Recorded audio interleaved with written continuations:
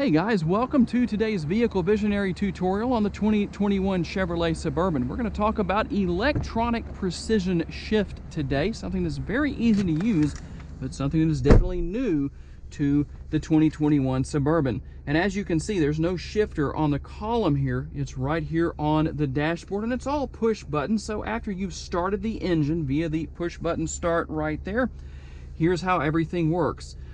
You pull up to go into reverse. You're going to push on the N to go into neutral, and pull up to go into drive. And the L down here is for when you're towing. You can gear up or gear down accordingly as you need to. And here's one more nice little tip or bit of information. Let's just say somebody walks up to your Suburban and opens a door on one of these passenger doors on the driver or passenger side. What's going to happen is, as a safety feature, it's going to automatically go into park no matter what you have it set to, reverse, drive, whatever the case may be.